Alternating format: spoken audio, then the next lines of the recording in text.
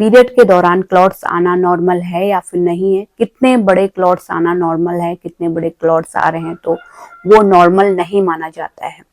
Regions की भी हम बात करेंगे कि क्या क्या रीजन होते हैं जिसके कारण आपको हैवी ब्लीडिंग भी चलती है, पीरियड के दौरान पेन भी होता है और जो क्लॉट्स हैं वो भी ज्यादा होते हैं। ब्लीडिंग आपको 7-8 दिन तक चलते रहती है, काफी पैड आपके लग जाते हैं उसमें, इतनी आपको ब्लीडिंग होती है और पेन भी होता है। तो इसके क्या क्या कारण हो सकते हैं और आपको कैसे बचना चाहिए। तो देखिए, पीरियड में अगर आपको छोटी उंगली के बराबर क्लॉट्स आ रहे हैं, इस छोटी उंगली के बराबर क्लॉट्स आ रहे हैं तो ये नॉर्मल नहीं है ना। देखिए, नॉर्मल क्लॉट्स क्या होते हैं।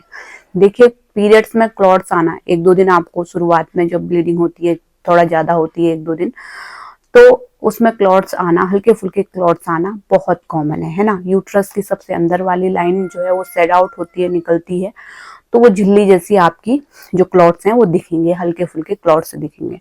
लेकिन आपको पीरियड्स में क्लॉट उंगली के बराबर आ रहे हैं और काफी ज्यादा पेन हो रहा है आपको, है ना, आपके निचले हिस्से में पेड़ों में काफी ज्यादा दर्द हो रहा है पेट में, तो ये एबनॉर्मल माना जाता है। अगर पीरियड्स में क्लॉट आपको एक छोटी उंगली के बराबर आ रहे हैं तो ये नॉर्मल नहीं माना जाता है, एबनॉर्मल माना जाता है।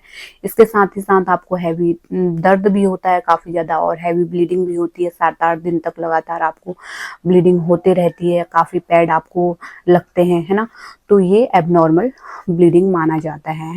तो इसमें आपको क्या करना चाहिए और क्या क्या कारण रहते हैं। सबसे पहले हम रीजन्स की बात करते हैं। तो सबसे पहला कारण होता है हार्मोनल प्रॉब्लम, है ना। हार्मोनल इम्बैलेंस के कारण ये प्रॉब्लम आपको हो सकती है। जैसे अगर आपको पीसीओडी हो गया, थायराइड हो गया, उस वजह से आपको ये प्रॉब्लम हो सकती है। पीसीओडी में क्या होता है कि 2-2 महीने तक पीरियड नहीं आते हैं और जब आते हैं तो उनमें काफी ज्यादा क्लॉट्स आते हैं और जो पेन है वो भी काफी ज्यादा होता है।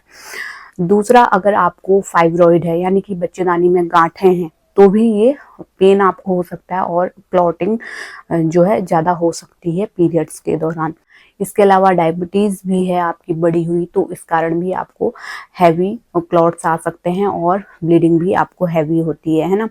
इसके अलावा अगर आपके बच्चेदानी में कैंसर है उस वजह से भी आपको जो क्लॉट्स हैं वो ज्यादा आते हैं।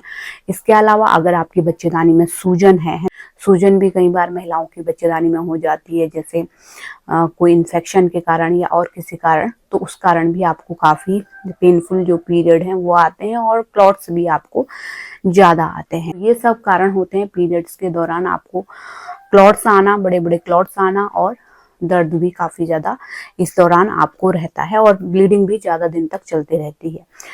5-6 दिन तक ब्लीडिंग होना बहुत कॉमन है, लेकिन आपको 7-8 दिन से भी ज्यादा ब्लीडिंग हो रही है, 1 हफ्ते से ज्यादा हो गए हैं लेकिन ब्लीडिंग अभी भी हो ही रही है, तो वो नॉर्मल में नहीं आती है। तो इसलिए सबसे पहले तो आपको डॉक्टर के पास जरूर जाना चाहिए। घर पे इसका इलाज नहीं हो सकता, ट्रीटमेंट चलेगा आपका।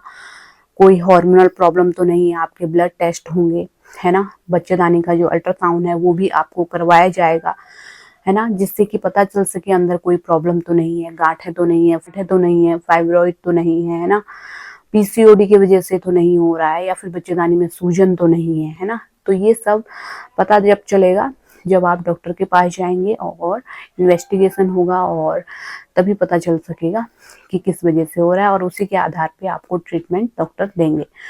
तो आपके अवेयरनेस के लिए वीडियोस मेरी होती हैं, तो चैनल को जरूर सब्सक्राइब कीजिए, और कोई भी सवाल है तो नीचे कमेंट में लिख सकते हैं। और इसी तरह के हेल्पफुल वीडियो आगे भी देखते रहने के लिए चैनल को जरूर सब्सक्राइब कीजिए। Thanks for watching.